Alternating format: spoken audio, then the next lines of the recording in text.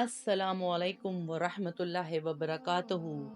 नहमदुहू व नुसल्ली अला रसूलिहिल करीम, अम्मा बाद, फ़अऊज़ु बिल्लाहि मिनश शैतानिर रजीम, बिस्मिल्लाहिर रहमानिर रहीम।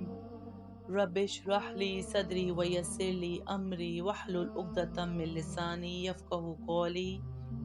वेलकम टू माई चैनल हदीस विज़डम। उम्मीद है कि आप सब लोग अल्लाह के करम से खैर व आफियत से होंगे।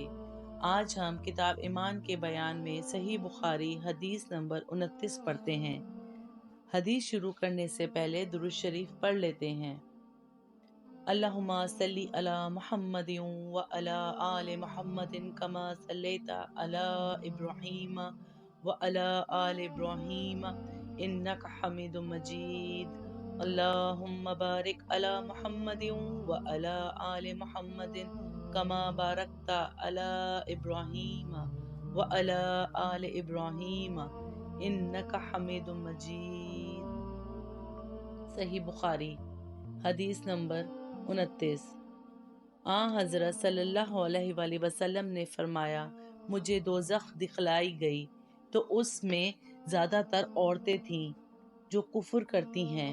कहा गया, हुजूर क्या वो अल्लाह के साथ कुफ्र करती हैं?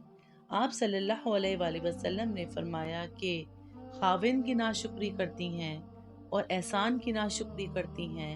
अगर तुम उम्र भर इनमें से किसी के साथ एहसान करते रहो, फिर तुम्हारी तरफ से कभी कोई इनके ख्याल में नागवारी की बात हो जाए तो फौरन कह उठेंगी कि मैंने कभी भी तुझसे कोई भलाई नहीं देखी।